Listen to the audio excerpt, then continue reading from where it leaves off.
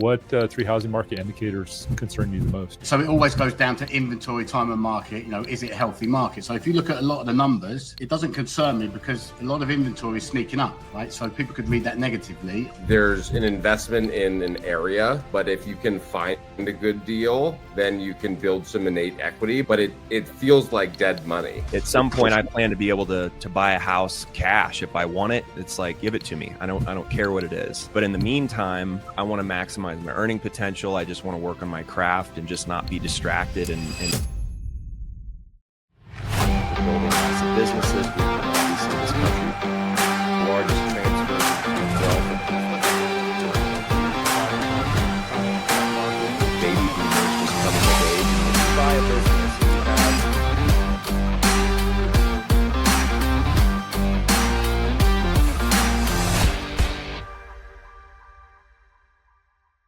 Welcome back to the KB podcast. I'm Kylie Brown, the founder of Blue Onyx and KB Capstone Homes. Today, we're laser focused on the housing market. We're going to be focused in on that, where it stands, where it's headed, and what it means for builders, investors, and home buyers alike. So we recently watched a deep dive, which I did anyway, that pulled apart most radical shifts in the housing, which goes over the rate pressures, the inventory squeeze, changing buyer profiles, cost escalation, and what top developers are doing to stay ahead.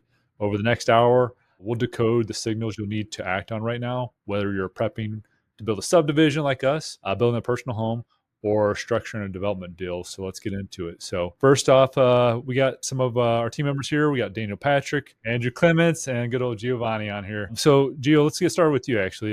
Based on the current housing market, you don't have to give me three, but what three housing market indicators concern you the most? Well, I don't think it's a concern, but I want to probably start by giving some context because it's such a broad stroke, right? The housing market. And it's so, because there's the US market, obviously, but then all these different states and then these sub markets. Like my wife is a broker here in California, and from 5 miles up the road, it's a different market than in certain areas, right? So it always goes down to inventory, time and market. Is it a healthy market? So if you look at a lot of the numbers, it doesn't concern me because a lot of inventory is sneaking up, right? So people could read that negatively. I think it's just understanding what it means. It's actually getting us more towards a healthy, balanced market. Because if it's too much a buyer's market or seller's market, that's where it gets out of balance. The other part to that is the reverse of your question. I'm not concerned because it's not a credit crunch like in 08. It's not a credit bubble. So if things do retract in the market, it's just a normal, healthy market, in my opinion. So inventory, a healthy market should have at least 6 months of inventory, right? In St. Louis, for example, we're close to 1.6 to 2 months of inventory. So there's a massive imbalance in supply and demand. So that's the kind of what I would say. I'm not really worried about it, being honest with you. I think it's healthy. A healthy balance. Why would 6 months be a healthy balance, I guess? Well, these are just numbers that all realtors will look at. For them, 6 months of inventory keeps it a stable, healthy market where it's, balanced between buyer and seller. Because when it's too much of one side or the other, that's when the markets can get crazy. People overpay, the people are removing contingencies in their escrows, financing gets tricky. So it shifts the market and people don't act normally. So it's harder to read the data, if that makes sense. Yeah, it makes sense. Yeah, I can jump in on that a little bit too. I mean, I think that there's a lot of different key indicators, and I think a really good one right now is like what the average price to sell a home in.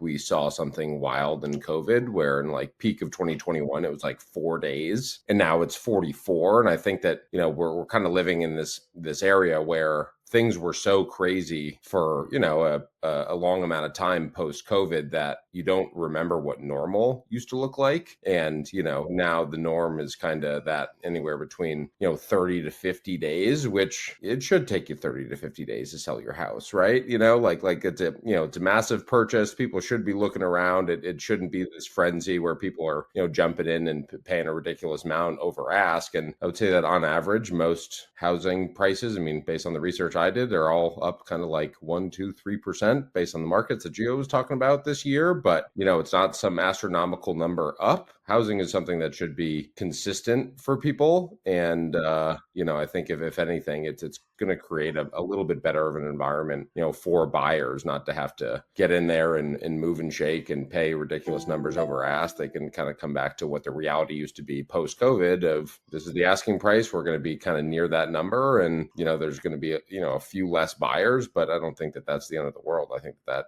kind of creates a level playing field for everybody else to operate within. Well, the reason why I'm asking on that too, though, is right now, houses that go into market, how many of them are not getting full asking price right now? Do you guys know what the percentage is? No, I'm not sure. We can Google that. We could go to ChatGPT live. I was reading something that like you're going to get 99% of the asking price that you're asking for on a national average. Now, obviously, that can be pushed from market to market, but like you're still getting. Yeah, because we don't, especially for us, we're not going to be building in markets that are not top notch. So our markets that we build in, I expect them to stay pretty close to what we're asking, especially on new builds. New builds, usually you get about a 10 to 15% premium, so that's not really a stress. But you got to kind of combine it in with all the different markets all throughout the United States. And Gio, where are you located at? I'm in California. Yeah, we're at in California though. Los Angeles. Los Angeles. So you got Los Angeles, and then what's the market right down the road from you that you were talking about tremendously different? Well, you've got within LA, you've got Pasadena, Glendale, you've got Hollywood, West Hollywood. You've got all, there's a ton of different sub-markets there that can be extremely different. You can have a home worth $500,000 in the ghetto, and then 3 blocks the other way, you're paying, $2 million for a home. It's crazy. It's just crazy. Well, it's crazy when you say that too. $500,000. Yeah, one thing to go back to your original question. The one thing that concerns me, and not so much in St. Louis because there's a healthy economy there, but is wages aren't keeping up with the cost of homes for me. So will it be affordable for people? That's the concern, I would say. In terms of people being able to afford it. Again, not in St. Louis because we know the numbers there, right? But on a national average, that's a concern, I'd say. This wasn't one of the questions I had, but so what do you see with interest rates over the next? And Kevin's great at this; he's obviously not on today. But what do you see with interest rates over the next, let's say, 6 months? Well, they're supposed to average out at about 6.4 this year, and then come down to low sixes in 2026. So again, that will bring people into the market, more buyers. I actually believe that this is the time to buy now because there is, if you want to get a better deal, and because there is less. Buyers in the market right now. People are on the fence waiting for interest rate changes. I think the savvy investor or buyer goes now and he acts, or he or she acts. And yeah. I mean, there's absolutely an inverse relationship between, rates and prices, right? So the moments the rate drop, the housing prices will likely go up a little bit. I mean, I think that there's also so many buyers or buyers and sellers. But I mean, if you put yourself in the shoes of a home buyer that's been in a house for 10 years and they've got a mortgage at 3.4%, it really doesn't make any sense for them to want to, buy and or move or whatever the case may be, right? But as those start to, drag down a little bit, and maybe some of those people can get top, good dollars for their house, and maybe they're expanding their family or they need more space, or whatever the case may be, it might entice them to, at least consider a move. But these rates change a lot. I mean, I think as we all know, just most people are super aware of it, but like 3% to 6% doesn't sound like an astronomical change, but in the form of your payment, it's almost double. It's kind of that's what Gio's talking about, right? The income that's needed to really what you used to have to be able to make in order to afford a $400,000 house versus that mortgage used to be $2,000. Now it's $4,000 or, whatever the numbers are. It's a crazy difference between the two. Yes. Well, the rates they've got to wait for the rate to come down, right? Or it's, it's just a no-brainer for people if the rates come down and they can afford it. But yeah, it's crazy how much houses cost in LA and how much people's mortgage are. I mean, you're $5-6 grand for a 3-bedroom home, nice family home on a mortgage. I mean, that's crazy considering that, how much people earn. Well, yeah, I mean, the housing market though right now. So I kind of relate it back to the crypto market. People are fearful to buy right now because of all the unknowns. So I think I agree with you 100%, Andrew. Like right now is a great time to buy. The market's down in a lot of areas, which Missouri is pretty stable. So it doesn't really change a lot, especially in the good areas. It doesn't really change at all. But there are other areas that are down, which are crucial times to buy, like the crypto market. I think right now is a great time to buy. People are fearing, which don't get me wrong, guys, might drop another 10, 20%. That'd be great. Buy some more. As long as you know what you purchased and, the backing of the utility of the token, it's worth investing into. So I've gone down these wormholes of like waiting for interest rates to come down and where to buy, when to buy, all this. And the more I just research, the more I'm starting to think if it's better for me just to rent and maintain a little bit more freedom over my location, because I like to bounce around. Like I like to, like I like to be in the mountains during the winter. I might want to spend some time in Florida in the summer. And I feel like, regardless of what interest rates do, which, I mean, there's not going to be some sort of massive swing in the next 6 months. I mean, almost certainly going to come down another, 0.25%, maybe a few quarters of a percent. But at the end of the day, like, I think I'm starting to just want to keep as much of my working capital working for me, so I can invest in things like crypto, maintain my freedom over location. Because if, whether I'm renting or buying a house, I'm not really paying my mortgage at the beginning of, I mean, I'm paying against, I'm not, what I'm saying is I'm not really paying against my principal at the beginning of that loan, because it's all amortized, right? I mean, so it's just like, okay, how many years making minimum mortgage payments is it going to be before I really start chipping away at the principal of this magical, perfect, get it right home? Yeah, it's like 15 years. Well, yeah, I mean, it's not an asset, is it? It's a home's a liability. You may build equity in it, but most people never use it. Pass it on to their kids or buy a Right. I bigger think home. that's also a thing people don't understand too, about like when you refinance a loan, you're basically starting that process all over again. You don't start from, you 10 years down the road, you just paid a tremendous amount in interest. It could make a sizable difference. But I also think that that's why, like, right now also could be a really good time to buy, because if you're at the very front end of the amortization schedule and then it actually does go down a point, let's say over the next 18 months, let's call it, you just paid a bunch of interest anyways. So it's more meaningful on the front end to kind of make a rate switch relatively quickly in refi than like if you're 10 years in and you're starting the thing all over again. That's not very helpful for you. You'd almost rather sell and kind of get out. I think if you're in the right market, that's a great strategy, Andrew. If you're in like a market that's got good equity, like LA, great equity, get on that appreciation train and then refi, right? Just get in the market if that's what you're trying to do. Yeah, you'd almost rather buy a new house than refi. By the way, have you guys ever just checked out some of like the most bang for your buck markets on Zillow ever? I was checking out Where you convincing us to move, Daniel? Dude, no, I'm not convinced you to move here, because in order to move here, you would really need to create your own oasis on your plot. But McKinney, Texas is bananas. Like if you look up McKinney, Texas on Zillow and you look at some of these new construction homes, oh my God. They look like the homes you'd see out in LA, like, Yeah, no, flat. I follow a guy, like 400 grand. They're like 500-600 grand. They look like $1.5 million houses. Yeah, if you drop 500-600 grand in McKinney, Texas, like you could buy a whole block. Yeah. No, it's crazy from market to market, though, how it changes. I mean, I live in Connecticut and I'm right outside of New York. And Yeah. The thing is like when you move to a place like that, it's like if you commute to an office, I mean, obviously the reason homes are so cheap there is, I mean, it's all relative to, the income earning power to that area. But I work remote. I know a lot of us here work remote, with the exception of Kylie. That's the beauty of being able to work remote, because I'm not tied down by any sort of income barrier. I can, I lived in Indonesia for like I say lived. I don't know what threshold you need to hit in order to say you lived at a place, but I was in Indonesia and kind of all over Asia for a few months. And I had a spot in Bali, and that was kind of like my main base. And I paid $2,000 for the entire month. Came with, laundry, a chef. I got a scooter to ride around on for the whole month. And it was like maybe 100 yards from the beach. And then from there, I would just take flights and ride my scooter and take cars and get Airbnbs over here and over there. And I think we're seeing a lot more people. That's one of the appeals of being able to make money online or make money remotely, because you're no longer bound by the income barriers of your housing market.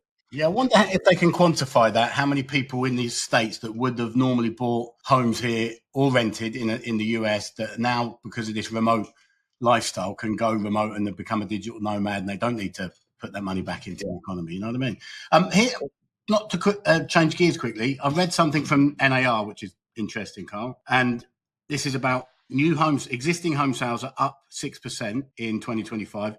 New home sales are up 10%. What do you know about the difference and how strong the new home sales market is becoming and how much that's kind of bridging that gap? Well, I mean, first off, anybody that's bought a home knows that new home is always worth the extra 10% for the most part, just for the main fact that when you buy a new home, usually it comes with a warranty, usually. And on top of that, you don't have to really do any repairs for quite a while. So whenever you have your old home that, even if it's only 7 to 10 years old, like my home that I live in now, I think it's 8 years old. There's all kinds of issues going on with it. There's minor things, but you got to spend $1,000 here. The dishwasher goes out and there's $1,000 there. So I think on new home sales, depending on the market, but they're pretty solid. So here in the local St. Louis, St. Charles County areas, as long as you're in the right location, those homes are sold out pretty much right away. So we got a subdivision going in right down the road from me. It's about 103 homes. I expect them to sell out within a year or so. Have you seen a trend from last year or the last several years, like more new homes are getting sold? Well, yeah, absolutely. So any of you guys buy homes back in like 2021, 22? I bought my house in 22. Did you? Is it new or used? Used. It was built in the 80s. Okay, so do you think you overpaid for it? No, we stole our house. Did you? Awesome. So here in the Missouri market, and I'm not sure where you're at. Andrew, we paid 50% of what it sold for in 2006, but it needed a tremendous amount of work.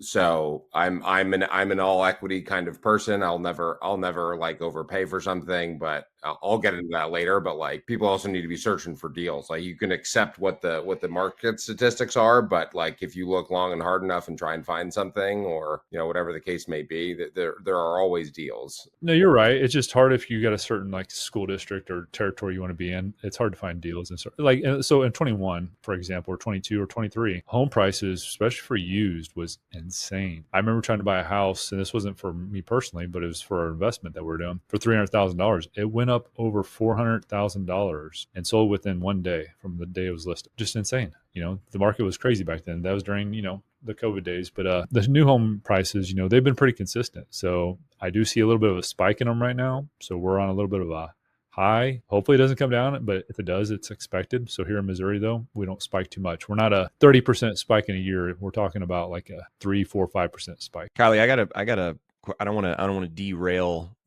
our lane here, but a second ago you were talking about buying a new house versus buying used. You said maybe wouldn't need any sort of maintenance on a new house for 7 or 8 years. On that, like, what is your opinion on the overall quality of the average new build today versus 40 years ago? Because to me, it seems just like I see, I've got friends that buy new houses, and within a couple of months, I see nail pops on the ceiling, paint cracking, like door, window seals being compromised. And I'm wondering, is this like, are these guys just building homes as fast as possible just to put them up and they can get away with a cheaper quality just because the world has become more international business associated, and therefore like the cost of materials drop, but also the quality of the materials? I'm just kind of curious how you feel about that overall quality of the average new build today. Well, there's a lot to be said there. So 40 years ago, I wasn't building homes. And I was only 1 year old, so I can't really compare it all the way, but I will say they usually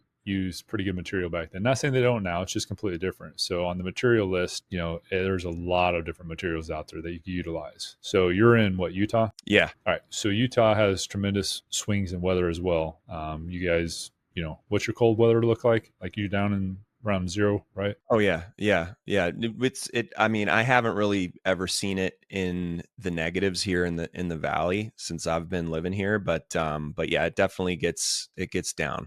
The reason why I'm asking is because the temperature change, you're talking about new builds. So like, yeah, even if they do quality with the materials that they use nowadays, even if you're a higher end builder, like Fisher & Fitchell's pretty quality around here. Toll Brothers in Florida, they're pretty quality. You still have nail pops. You're going to still have, foundation issues because they don't always do, and I shouldn't say issues, foundation adjustments. So you're going to have cracks in the walls, stuff like that. But a quality builder is going to come in and fix that without any cost to you. Those are just things that happen because of different materials that they're using nowadays and weather changes. So if you're in a market or an area that gets hot and cold, like Missouri, it's 110 degrees for whatever it was for like 2 or 3 weeks there. And then it goes to, negative 20 some years. So the change in temperature is going to make some adjustments on the walls for sure. Yeah, I can speak firsthand to that. With the house that we bought, there was like a, big jacuzzi tub in one of the bathrooms, and some old lady used to live in the house. She had MS. She let the tub overflow. So it came down through the walls, and, ton of damage. That's what we were working with. That's why we got a good deal on the house. But there was a ton of moisture in the house because of it. So So, coming in, when we move in like June of 2022, and, we had to, repaint the whole thing and do a lot of work and this, that, and the other thing. But like once we basically got it back to kind of a flat climate, if you will, after we painted everything, it all kind of popped and all the doors expanded and kind of came back a little bit. And it's been flat ever since then. But So wait, was this a full gut job or? up there. Yeah. I mean, not full, but All right.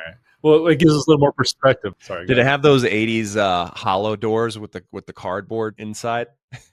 No, full wood doors, but a few of them, like, I mean, as I said, we got the house was pink, right? The inside was pink and teal. We painted the whole thing. A month and a half later, the doors expanded, so like in cracks. So then you had to fill that in, and it had all the crown molding kind of popped off a little bit, so you had to put that back in. Yeah, and see, Daniel's the only one that's going to probably be able to relate with me here, but I just put new graphics on my motocross bike, and they keep bubbling because it keeps getting warm, and then it gets cold. I'm like, all right, so I was going to put some of that, not Loctite, whatever that monkey or Gorilla Glue is on there to try to keep it down there. But yeah, it's just because of the change in temperature, though.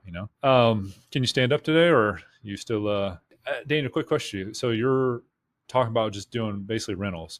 And I agree. I think affordability is still an issue for a lot of people. But with affordability shifting, is that why you'd want to be in a rental versus buying a home or a new home? For me personally, I have, especially in the last couple of years, I've just sort of woke up to my true earning potential. Like I was in a corporate setting for my entire 20s essentially, and I never in a million years imagined I would just kind of shift into working remote. And I've just been able to situate myself where, at this point in my life, I make the most amount of money per hour of like flow uninterrupted work than I ever have in my entire life. And that trend is going to continue. I know it is, and I know where I'm going. And so I'm so convinced of this. It's just like, well, I plan to get to a point where I'm not going to be bound by affordability at some point in my life anyways. So why try and pull away from my work to find a house and just battle it out with all of these other people for scraps on a house that I might not even want, that I might have to settle for just so I can afford it. So at the end of the day, it's like at some point I plan to be able to buy a house cash if I want it. It's like, give it to me. I don't care what it is. But in the meantime, I want to maximize my earning potential. I just want to work on my craft and just not be distracted. And that's just kind of the way I look at it right now. So yeah, I'm gonna jump in on that, because I love it, but yeah, but give some perspective to that, because Daniel, no offense, Daniel doesn't have all the kids in foundation, which I think so that's what I was gonna say, is you're in a unique spot in your life. But as a dad of two with a wife, and like, I mean, even from my experience, right? COVID, no kids, just got married, whatever. We were going down to Florida for a month and a half, and living it out. And it's like, wow, you can travel the world. But just exactly what Kylie was saying, the moment those kids start coming out, and all of that, to me, that's the driver. I mean, I'm 33 years old. A lot of my friends are getting married, having kids, and like there is just some, whether it's social pressure or emotional pressure or whatever, it's like, okay, like these are the inevitable steps that I, as a person, need to take.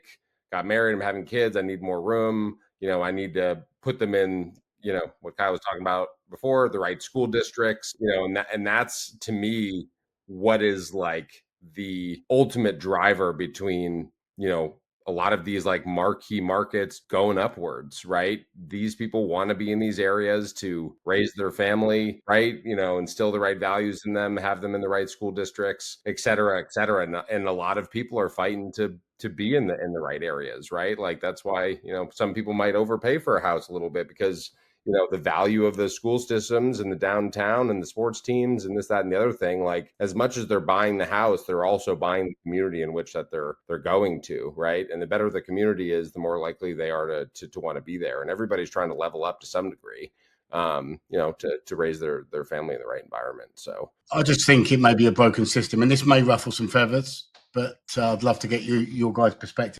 Buying a home, to me, and Daniel, I think what you're saying is maybe you're looking at it like, okay, it's why buy a home now when you've got all this freedom, and it's like a stress you don't need at this stage. And I agree with that.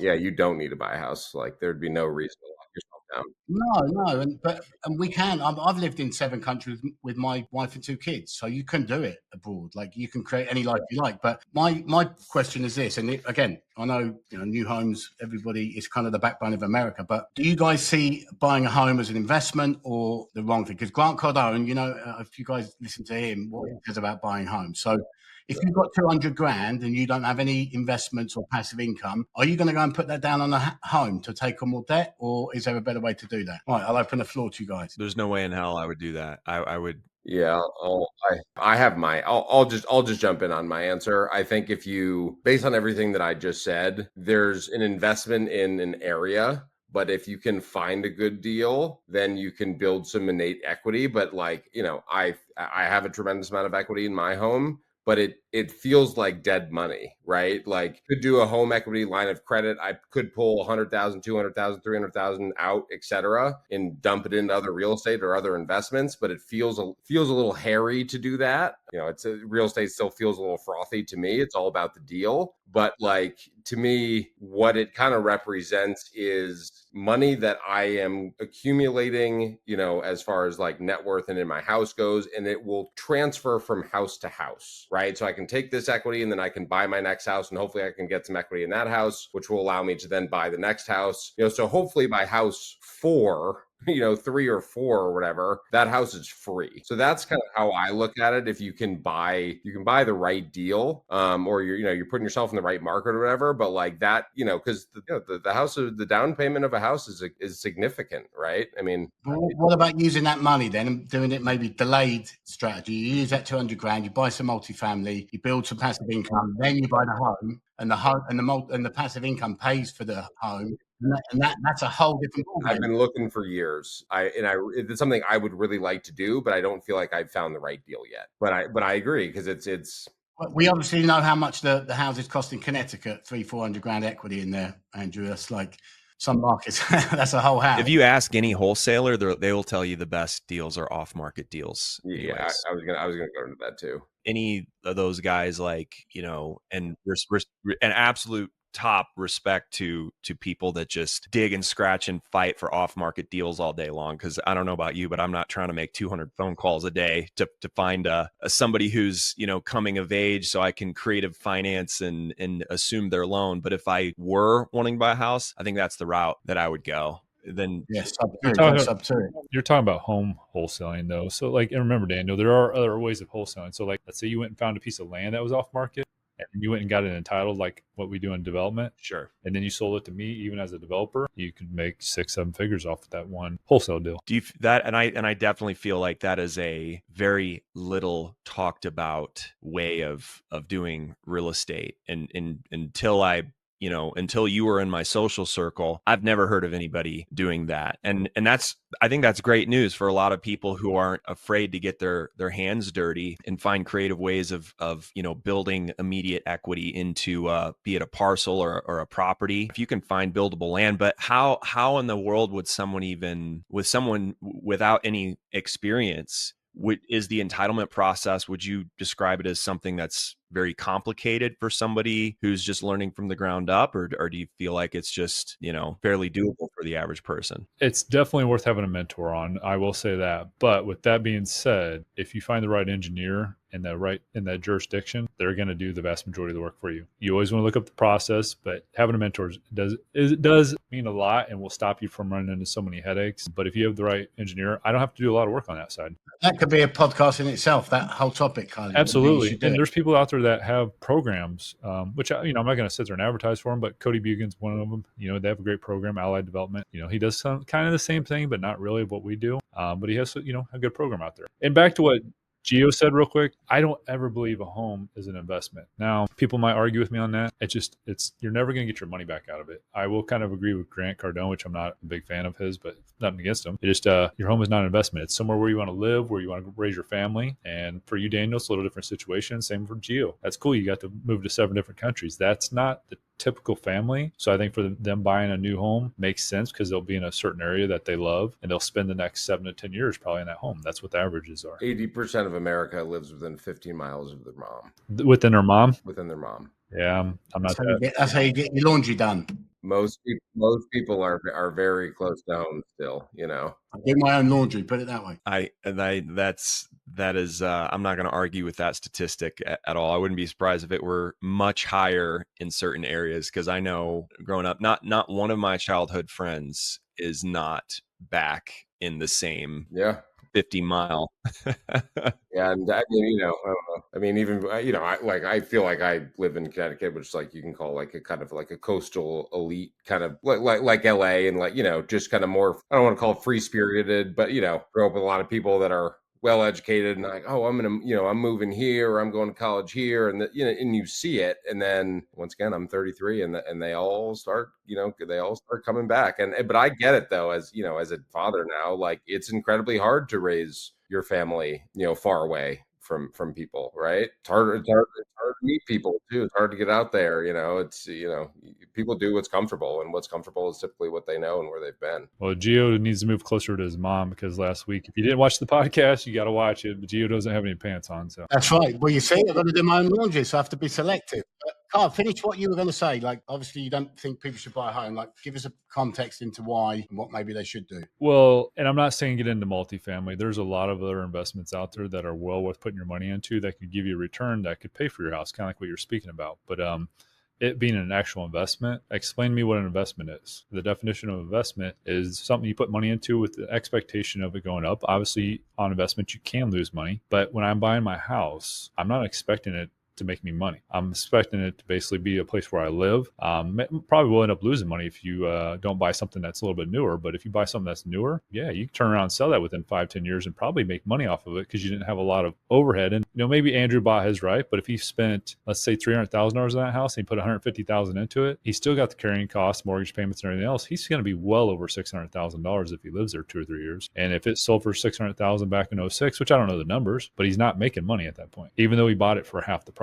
And I think it's also important to like, when you say investment, you're speaking in like the general sense of monetary gain, because a lot of people have different definitions of an investment. Like, you can invest in being close to your roots, being close to, the grandparents of your kids, or you can invest, obviously to come out on top financially. It's a very illiquid asset. That to me is like the differentiator of like why I really don't find it as an investment either, is you're uprooting your life if you decide to sell, and then you pretty much have to put a lot of that back into the next house, right? So it's kind of just like this capital that's carried from place to place to place. Now, if you find the right deal and you make some money on it, yes, you could put that in other places. As I said before, you can, in theory, take like a home equity line of credit and pull that out, but then your investment is elsewhere. It's not in the actual home, right? So yeah, and you're leveraged a little higher, aren't you, at that point? And going back to what I was saying about,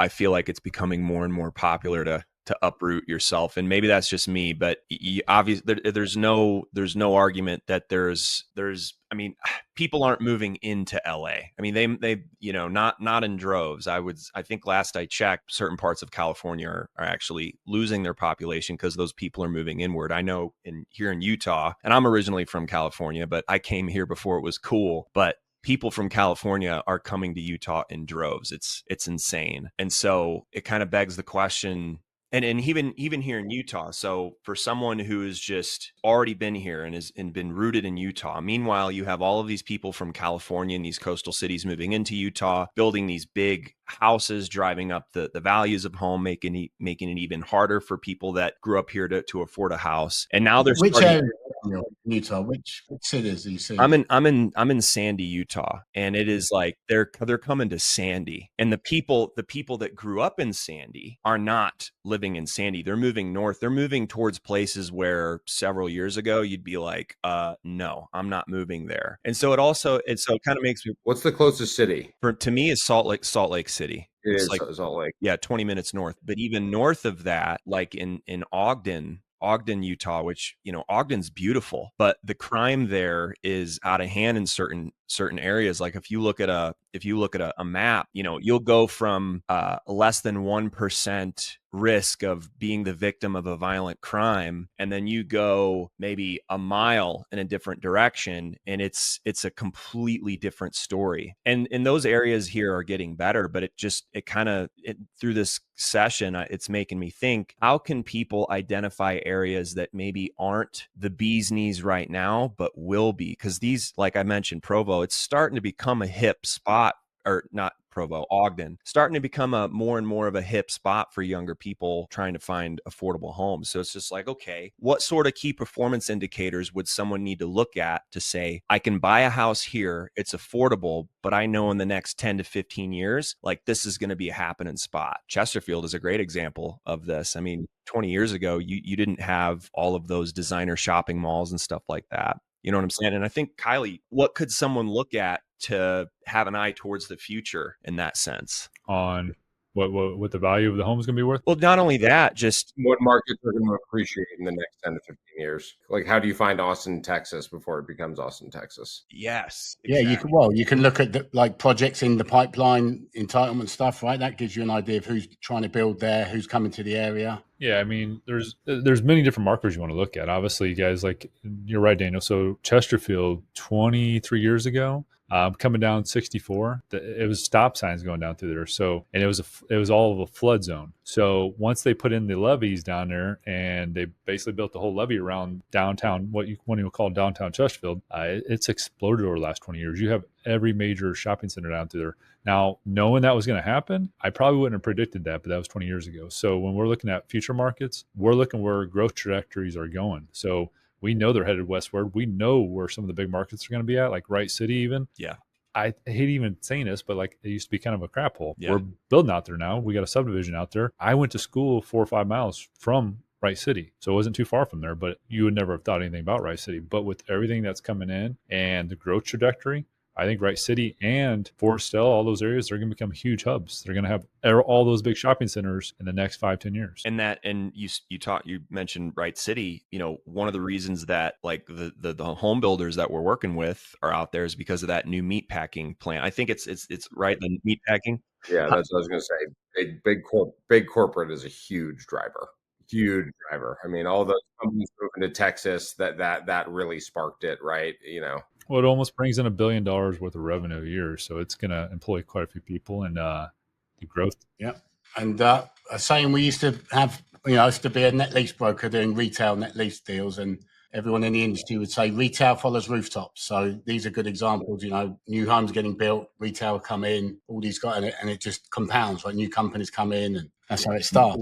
You guys see this even down in Florida. When I lived there, it was insane. So I lived out on 535 in Windermere, just west of Orlando, and that market was nice out there, but it was kind of dead. It wasn't too much going on. And then shortly after I moved, actually while I was there still, it became very aggressive. You had every major home builder coming in there. So you knew all retail was coming, which I can't remember his name. I think it was Chuck Woodall. He developed a lot of that out there, local Orlando developer, but they've built, I don't know how many homes, let's say 20, 30,000, maybe more.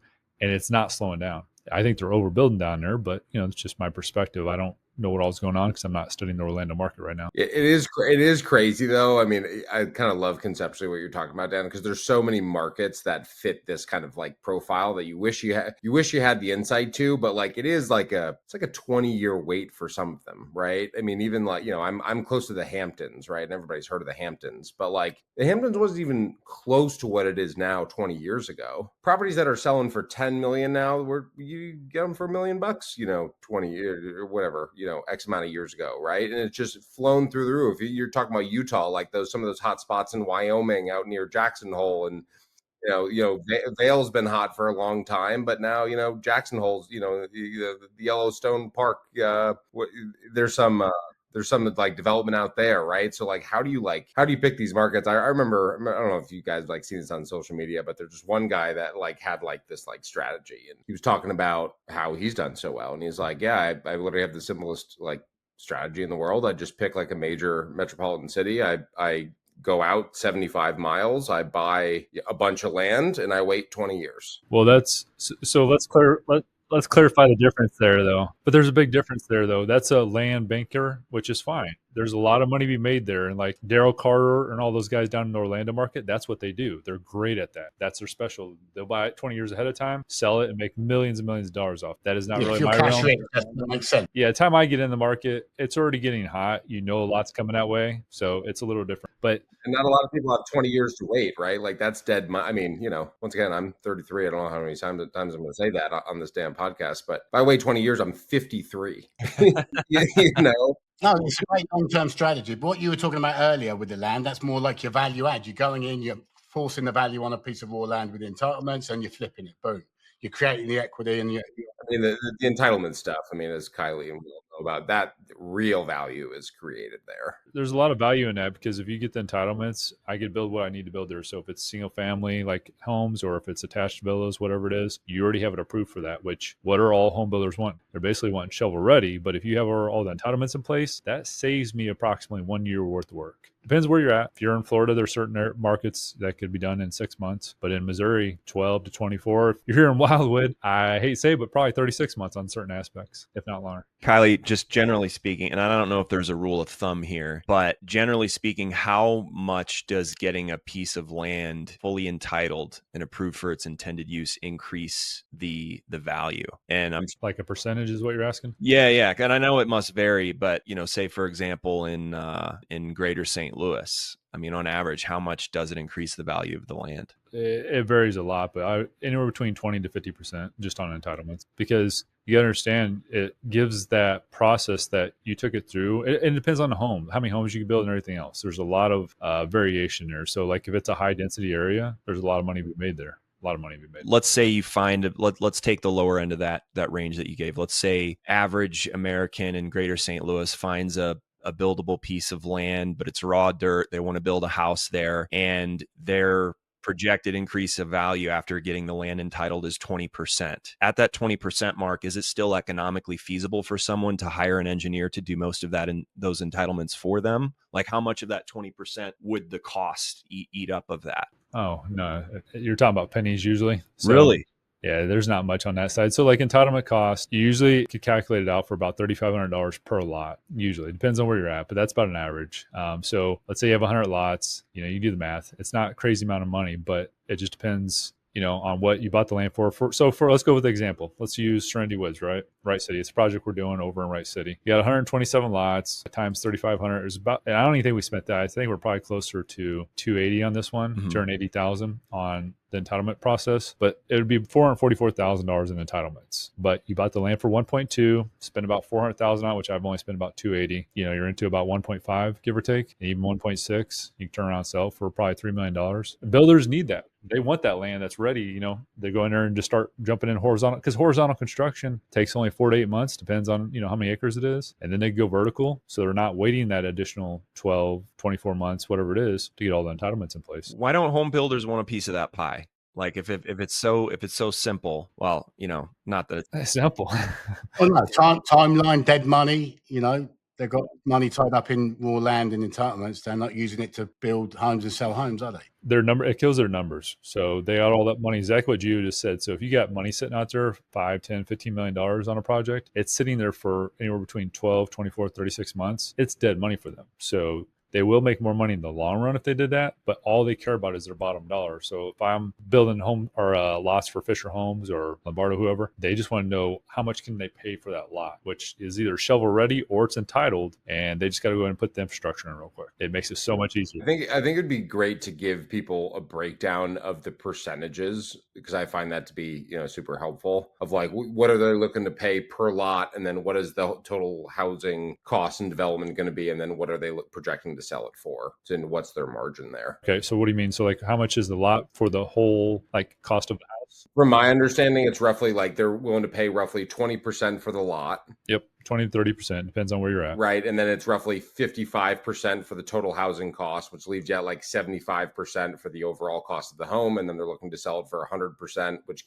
leaves you with a 25% gross profit margin. Yeah, it depends on the home builder, but that's almost spot on. Yeah. And I just think that at a high level, that's good for people to be able to conceptualize of, how their business operates, because everybody has, kind of margins, but that's what they're shooting for at the end of the day. So if they can get the the speed and efficiency from the horizontal land developer to basically get all that stuff ready. Okay, we know that we're shooting for this 25%. This is what we're paying for the land. This is what our development cost is. They've built tens and thousands of homes. They know exactly what they're gonna, their numbers are roughly gonna shake out at, and at the end of the day, they're gonna come home with X, Y, and Z. A lot of it is based on what Daniel was talking about on the desired, highly desired is that area. So like, let's say it's Chesterfield, I could probably sell that for maximum entitlement or after entitlement, cost and fees and everything, because it's highly desired. I don't have to take a little bit of a discount, which if it was right city, I would say right now you still got to take a discount. So something that'd be worth $3 million, probably only going to sell for 2.6, 2.7. So you'll make $1 million, you move on. You won't make that, 1.3, 1.4, just because it's not highly desired, which I think it will be, but not at this point. But it's quick. You can then get your money back into another deal and churn it again, can't you? Yeah, which, that money's spread out throughout a whole year or two. So, How long does it typically take a builder once they get a finished lot horizontal? How long does it take for them to go vertical and finish a home? It should only be about 4 to 5 months. That's an efficient builder. Someone that's not efficient, 8 months or so, but efficient. And it depends on how custom you're going. If you're going custom, it could be, a year plus. But a typical $400,000 to $600,000 home, that's about 2,000 square feet here in the Mid-America, for 4 to 5 months. And they're all down to timeframes because you got that holding cost. Right. Would it be worth, and this is like on a small level, an individual, obviously if they had the patience for it, would this be a better way to go for them to buy land, entitle it themselves, like do a whole development themselves? Like how would that pencil out much better for them than buying the finished product? Obviously, right? For someone that wants to... An individual, just, curious. I know, but are they trying to build their own house in the subdivision? Oh, yeah, for their own home, yeah. Okay. Well, obviously you can do it cheaper if it's just one home in there. You do the whole process, but most people don't want to take the time to do it. It's very time consuming. And if you're only building your own home, I would say it's not worthwhile. If you're building the whole subdivision, you're selling it off, entitled land, yeah, there's a lot of money to be made. Or finding a parcel, maybe doing 5 or 6 homes, getting your home for free, and boom, selling the rest to a builder. You could do that. I do see quite a few people trying to do that, and they always throw me their piece of land, say, hey, we got 11 lots. I'm keeping one of them. I want X amount of dollars. You can build the other 10. I just want you to build my home for free, and you can have the land. Perfect. Yeah, I've gotten that offer numerous times. Right. Good question, though, because I think people always wrestle with the concept of building their own home. I saw, one of my cousins just did basically a tear down on their house, but they had to also rent an apartment during that time. So you're kind of, double dipping while paying for everything else to go. So, if you could live on the side of the house, I think it would be a much easier, equation. But when you're double dipping and I think what, we're all kind of talking about here is experience and expertise. And as anything in life, it takes a lot of reps to be really good at something. So if you're doing it for the first time, you might hit hiccups. We've got it down to a science, but we're not closing on any of these properties until we have it fully re-entitled, right? Some people might just buy the land first and then think that they can get it through quick, not knowing that it might take 12 months. Definitely do not do that. Yeah, right.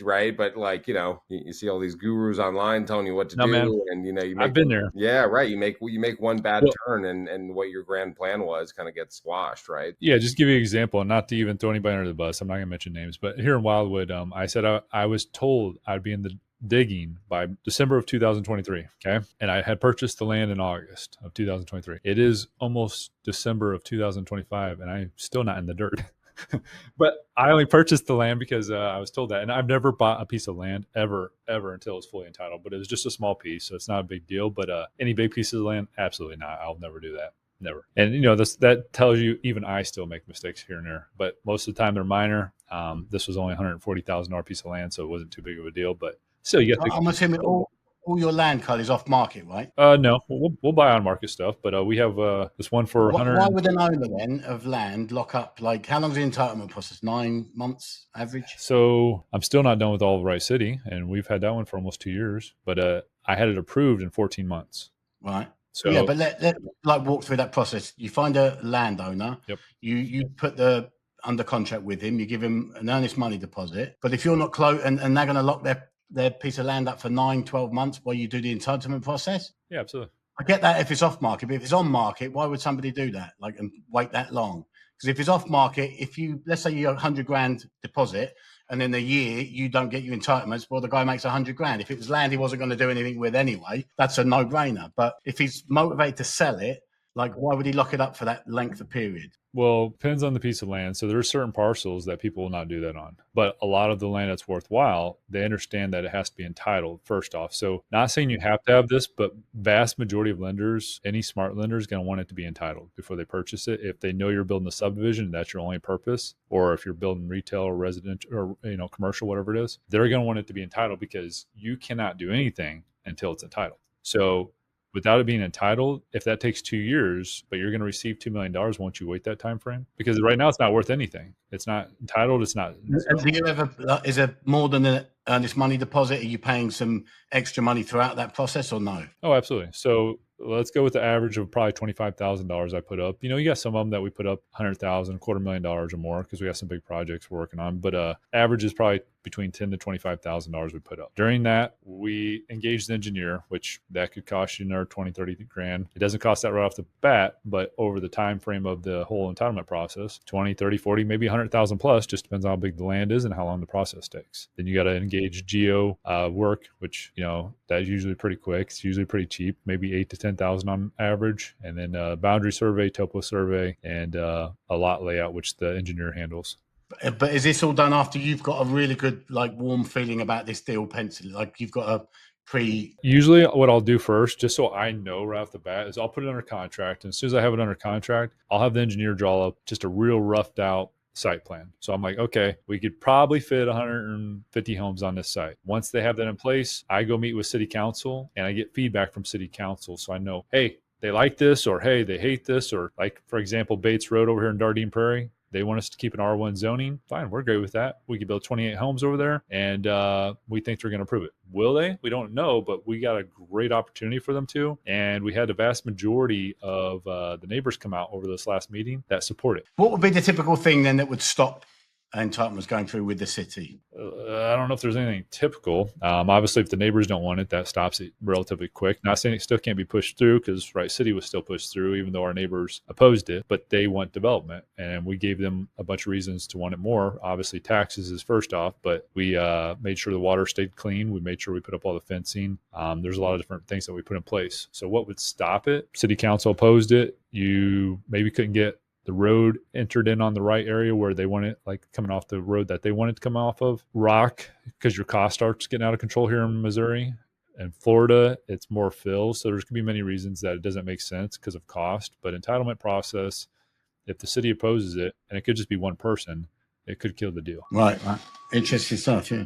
Did you kind of go back on what you were initially leading with, Geo? Kyle, from my understanding, with real estate, when people are locked into a contract, they're agreeing to it on the front end. So they can't really just walk away. Now, there's probably details within the contract that outline what the exact timeline are. But when deals are locked up, they're locked up. They can't just you control the asset. Yeah, absolutely. So, Kyle, is that how does that work from a timeline perspective that basically allows you to be in contract for that long? I guess, what do you mean by that? So I have it under contract initially for, let's say, 9 months or 12 months or whatever it is. What are you trying to understand? So that's exactly what I'm looking for. You have it, and if it goes past that, you probably, doing an extension. Yeah, you got an agreed closing price, you've got an earnest money deposit, and a timeline for you. 100%. I would imagine too, as you get further down the line with the seller, they're also invested in you getting whatever it is that you. So they have. Here's the question: how many deals do you do where you say to the seller, "Okay, you can have a little piece of my profit when you sell it"? Yeah, do you ever do that? Or you can, but no, there's better ways of going about it than that. So for example, again, let's go back to Dardine Prairie. I'm just getting it signed off on today, but I forgot what I put up. It was $10,000 or $25,000 for each parcel. There's 2 parcels, so I put up either $20,000 or $50,000. The sellers didn't want to extend my time frame, so my $10,000 would have went hard. Which this one was only for 6 months. I usually don't do that short of a time frame, but that's all I could get them to agree to. I negotiated with them for almost a year. Which, think about that. I negotiated with them for a year to get 6 months. Makes no sense. I could have put it under contract and been done with that whole process. But after the 6 months, the money goes hard. So as of yesterday, it would have went hard. I couldn't have it go hard because I said, hey, listen, the city tabled us because they want us to try to get MoDOT to give us access off of the service road versus off of Bates Road. I don't think MoDOT's going to approve the road coming on that way, so we're not worried about it. But we had to table the conversation, so I had to go back to the brokers and the sellers and say, hey, listen, I'm not allowing that money to go hard, so do we need to cancel? I'd like to extend it. We're going to do this development. And, obviously I worded a lot nicer. You paid up, all right? Yeah, we're going to get the development done, but that $25,000 extra that you want me to put up on both parcels, so additional $50,000, I don't want to put it up until December 3rd or 6th, December 6th. And they give me that approval. So I'm not. So you were like, I want an extension or I'm pulling out of the deal. Yeah, which, I don't word it that way because I want the deal to go through and it's going to be a great deal. But yeah, that's kind of the gist of it. Well, yeah, they got this kind of checkmate at that point, from a contractor standpoint. They can relist it, but we spent a year negotiating this contract.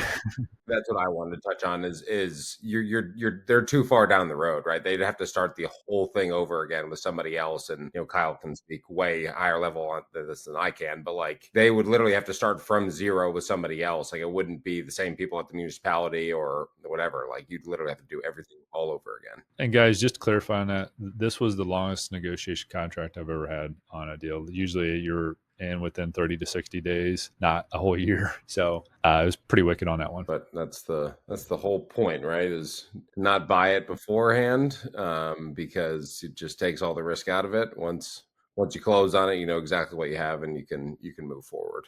Yep. So guys, we're coming up on a little over an hour now. So let's start wrapping it up. Let's get your final thoughts on what's going on with the housing market. And then, any position you can put yourselves in or give to someone else that would kind of, curve them, be ahead of the curve of what's to come in the next 6 to 12 months. Well, if you're looking for monetary gain, probably not the best move just to get into a house. But obviously if you've got a family, that changes your situation. And if you want to have an eye towards the future, see where Amazon is building a campus.